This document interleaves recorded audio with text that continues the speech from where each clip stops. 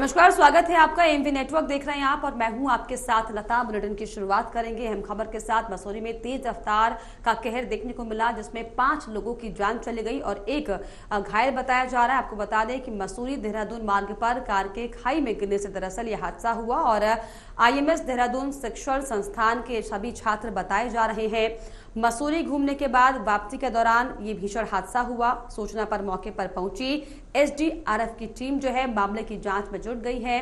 तो मौके पर हालांकि SDRF की टीम पहुंच चुकी है, लेकिन आपको बता दें कि आज सुबह सुबह तड़के दरअसल ये तेज रफ्तार का कहर मसूरी में देखने को मिला, जहां पर एक निजी संस्थान के 5 छात्रों की यहां पर जान चली गई, जबकि एक जो घायल बताया जा रहा है उसका अस्पताल में इलाज किया जा रहा है।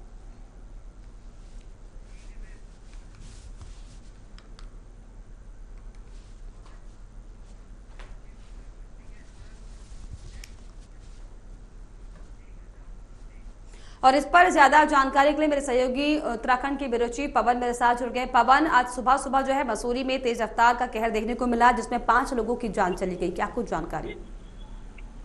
बिल्कुल लता, ये सुबह 6 बजे का पूरा मामला है। 6 बजे सुबह जब मसूरी से देहरादून की ओर जब इनकी गाड़ी आ रही थी तो अचानक अनियंत्रित होकर के ये गाड़ी गहरी खाई में जाकर के गिरी, जहां पर मौके पर ही 4 युवक और 2 युवतियां इस गाड़ी में मौजूद थी, जिसमें से 4 की मौके पर ही मौत हो गई थी, जबकि 2 को मसूरी से देहरादून दून अस्पताल भेजा गया था।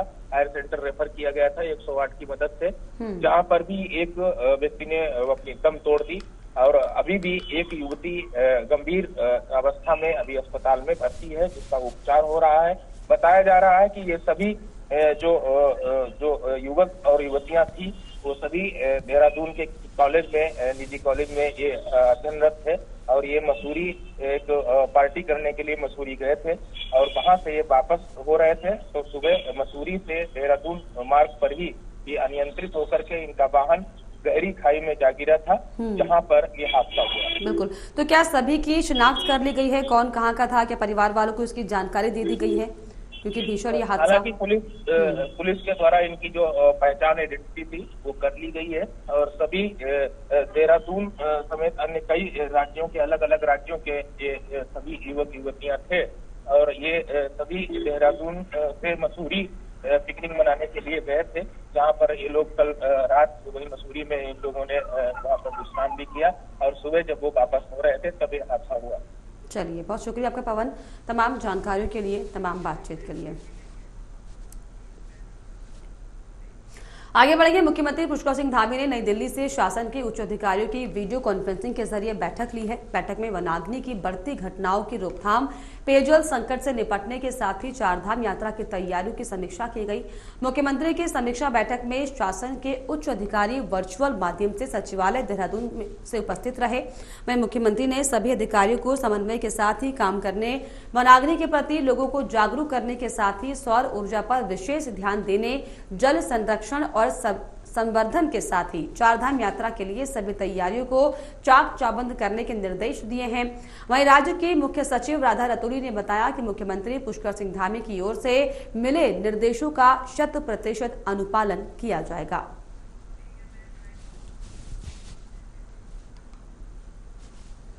मंत्री जी ने आज ये बैठक करी वर्चुअल मोड में और उन्होंने निर्देशित किया 3 महत्वपूर्ण चुनौतियां जो प्रदेश के समक्ष हैं: फॉरेस्ट फायर्स, पेयजल की किल्लत और चारधाम यात्रा की व्यवस्थाएं।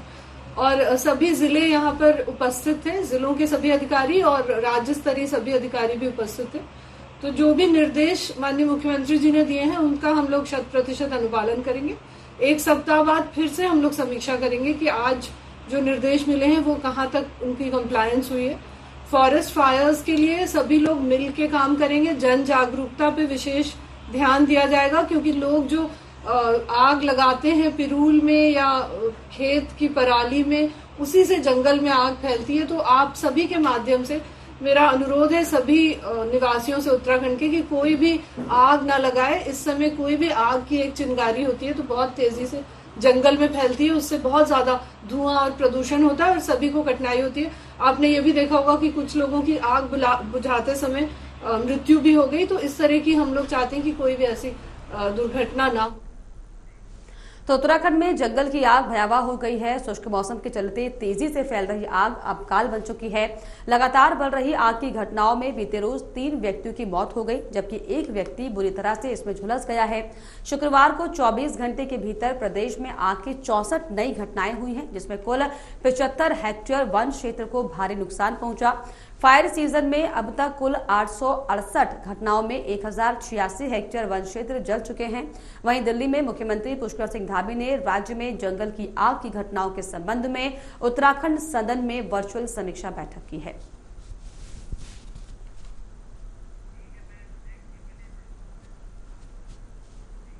तो उत्तराखंड में शुक्रवार को जंगलों की आग और भड़क गई। 24 घंटे के भीतर वनाग्नि की 64 घटनाएं सामने आ चुकी हैं। वहीं सोमेश्वर के शिवनारकोट के जंगल में भी आग लगी है। 2 नेपाली परिवारों पर यह आग भारी पड़ी। जंगल की आग की चपेट में आने से एक श्रमिक की गुरुवार को मौके पर ही मौत हो गई, जबकि दूसरे श्रमिक ने गुरुवार देर रात बेस अस्पताल में, तो महिला श्रमिक ने हल्द्वानी के सुशीला तिवारी अस्पताल में दम तोड़ दिया। एक और महिला श्रमिक का हल्द्वानी में इलाज चल रहा है। वहीं पुष्कर सिंह धामी ने इसको लेकर हालांकि मीटिंग की है और जल्द से जल्द इस समस्या को खत्म करने का आश्वासन दिया है।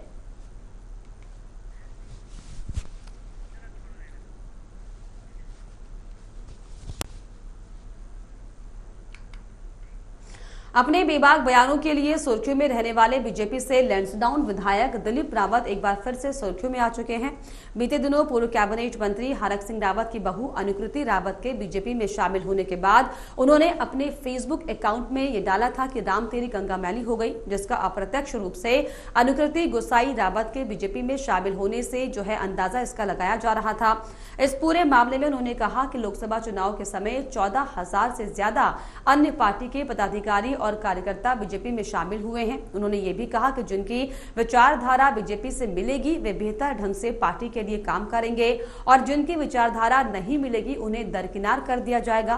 उन्होंने कहा कि जिस तरह से 14,000 से ज्यादा अन्य पार्टी के पदाधिकारी और कार्यकर्ता बीजेपी में शामिल हुए हैं, इससे उन्हें पूरी उम्मीद है कि लोकसभा चुनाव परिणाम में वे सभी 5 लोकसभा सीटों में 5 लाख से ज्यादा वोटों के अंतर से सीटें जीतने जा रहे हैं।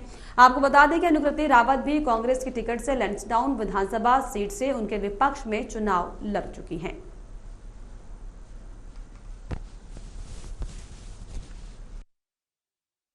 कोई व्यक्ति नहीं बल्कि लगभग 14,000 जो है दूसरे पार्टियों के लोग हमारे पार्टी में आए हैं और मैं समझता हूं कि हमारे जो केंद्रीय नेतृत्व है उन्होंने सोचा होगा कि पार्टी में जो भी हमारी विचारधारा से प्रभावित होता है उनका यहाँ स्वागत होता है, लेकिन उनको हमारे नियम अनुसार पार्टी की नीति और रीति के अनुसार रहना पड़ेगा, ये अति आवश्यक है। नहीं देखिए, मेरी जो पोस्ट थी वो तो हमारे किसी नदी के परिप्रेक्ष्य में कहा था। ये हो सकता है कि समय गलत रहा होगा राजनीतिक घटनाक्रम के समय में, लेकिन मंशा गलत नहीं थी। देखिए, राजनीति में कोई किसी का दुश्मन नहीं है, राजनीति विचारधाराओं की है। जो हमारी विचारधारा से सहमत है उससे मित्रता है, जिससे जो विचारधाराओं से सहमत नहीं होता उससे शत्रुता होती। जितने लोग 14,500 करीब दूसरे पार्टियों के नेता हमारे पास आए हैं, मैं समझता हूँ सामने तो हमारे पार्लियामेंट के चुनाव में सामने कोई था ही नहीं। हम 5-5 लाख वोट से जीतेंगे। मुझे पूरा विश्वास है कि हम 5-5 लोग वोट से जीतेंगे। अगर 14,500 आदमियों ने तो 100-200 वोट भी करी होंगी तो हम 5 लाख वोट से ऊपर जीते। और जब भाजपा के वरिष्ठ नेता इस तरह की बात कर रहे हैं, इस तरह के बयान दे रहे हैं, तो आप अंदाजा लगा सकते हैं निश्चित रूप से भाजपा की जो नाकामी है उनके ही नेताओं की जुबानी वो। हरिद्वार के बहादुराबाद स्थित उत्तराखंड संस्कृत विश्वविद्यालय में आंदोलन लगातार 5वें दिन में जारी रहा। गुस्साए छात्रों ने कुलपति कुलसचिव की बुद्धि को शुद्ध करने के लिए बुद्धि शुद्धि यज्ञ किया है, लेकिन कई दिन बीत जाने के बावजूद विश्वविद्यालय प्रशासन आज भी छात्रों की समस्याओं का समाधान करने को तैयार नहीं है। छात्रों का कहना है कि पीएचडी प्रवेश प्रक्रिया एवं विश्वविद्यालय के संकायाध्यक्ष और विभागाध्यक्ष को बदलने का घोटाला करने के बाद भी कुलपति अपने नियम के खिलाफ जो है लगातार काम कर रहे हैं।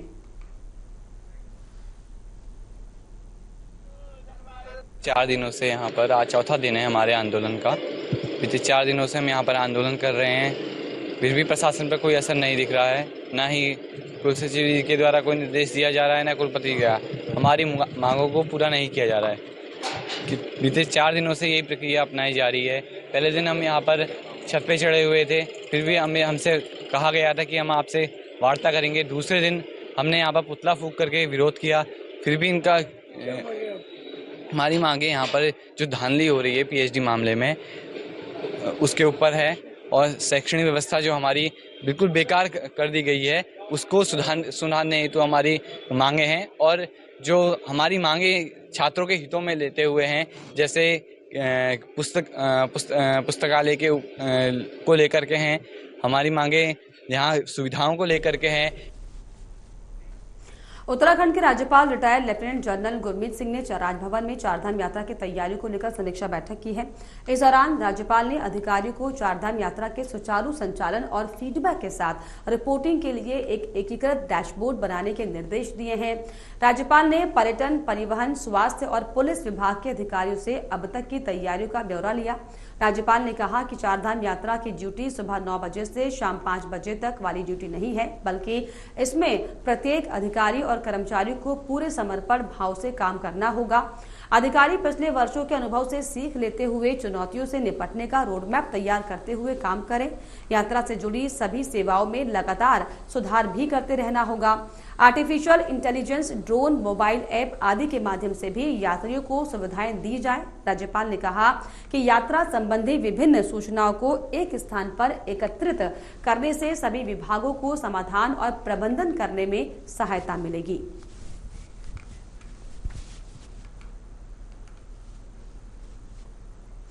चारधाम यात्रा नजदीक आते ही शासन प्रशासन अपनी तैयारियों को अंतिम रूप देने में लगे हुए हैं। ऐसे में जल संस्थान भी चारधाम यात्रा मार्गों में पानी की समुचित व्यवस्थाओं को लेकर अलर्ट मोड पर नजर आ रहा है। जानकारी देते हुए जल संस्थान की मुख्य महाप्रबंधक नीलिमा गर्ग ने कहा कि चारधाम यात्रा बेहद नजदीक है। ऐसे में जल संस्थान ने चारधाम मार्गों में पानी की समुचित व्यवस्था करने के लिए तमाम अधिकारियों को निर्देशित किया है। हालांकि नीलिमा गर्ग ने कहा कि हेमकुंड मार्ग पर अभी भी कुछ कार्य बचे हुए हैं, जिनको 10 मई तक पूरा कर लिया जाएगा।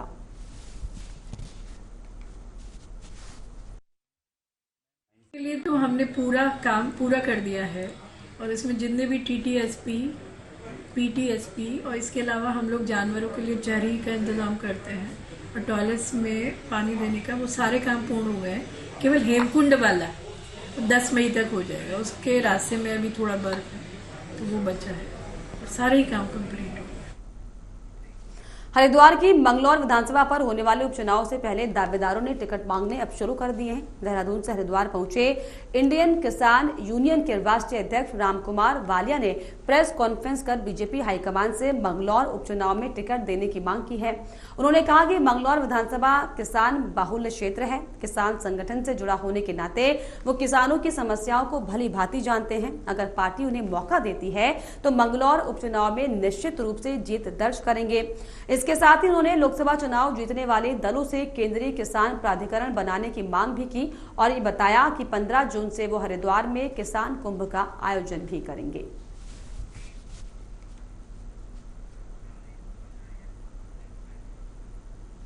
तो मंगलौर विधानसभा पर उपचुनाव को लेकर जो है अब दावेदारों की जो है लिस्ट वो दरअसल लगनी शुरू हो गई है। नेता जो है लगातार अपनी दावेदारी पेश कर रहे हैं और इसी कड़ी में आपको बताएं कि राजकुमार वालिया भी जो हरिद्वार पहुंचे, उन्होंने मंगलौर उपचुनाव के लिए खुद की दावेदारी को पेश किया है।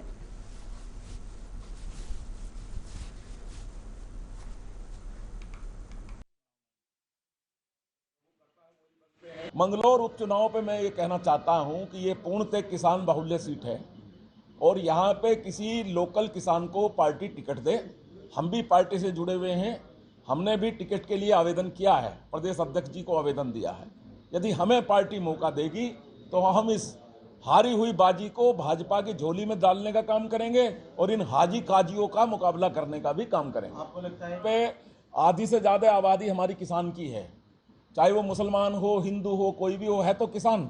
हम उससे किसानी की बात करेंगे तो वो हमारे साथ आएगा। हमने भारत सरकार को सुझाव दिया है कि किसानों की समस्याओं का निदान करने के लिए एक राष्ट्रीय स्तर पे किसान विकास प्राधिकरण का गठन हो और भारत के प्रधानमंत्री जी उसके अध्यक्षों, कृषि मंत्री जी उपाध्यक्षों और कृषि सचिव सदस्य। दिल्ली की ओर से आ रही तेज रफ्तार बस अचानक नारसन बॉर्डर पर बनी पुलिस चौकी को टक्कर मारते हुए पलट गई। बस पलटने पर यात्रियों में चीख पुकार मच गई। टक्कर इतनी भयंकर थी कि पुलिस चौकी के परखच्चे उड़ गए। पुलिस चौकी ढह जाने से चौकी पर तैनात होमगार्ड नरेश भी मलबे में दब गया। वहीं आसपास के लोगों और राहगीरों की मदद से होमगार्ड को मलबे से बाहर निकाला गया। वहीं बस पलटने के चलते 4 यात्री इसमें घायल बताए गए हैं, जिनको स्थानीय अस्पताल में इलाज के लिए भेजा गया है। फिलहाल बस चालक मौके से फरार चल रहा है।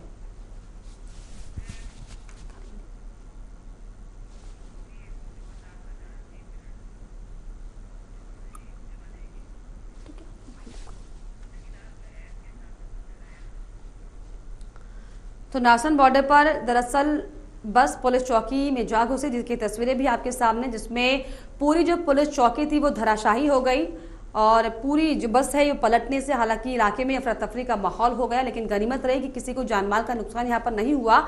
लेकिन जो पुलिस चौकी थी सड़क पर बनी हुई वो पूरी तरीके से धराशायी हो गई।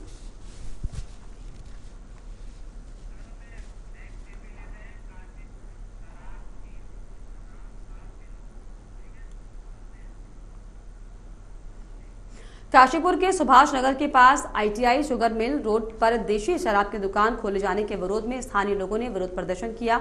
वहीं लोगों का ये कहना है कि आबादी वाले क्षेत्र में इस तरह की शराब की दुकान खोले जाना गलत है। इससे समाज के लोगों के साथ ही पास में खुले स्कूलों में पढ़ने वाले बच्चों पर गलत प्रभाव पड़ता है।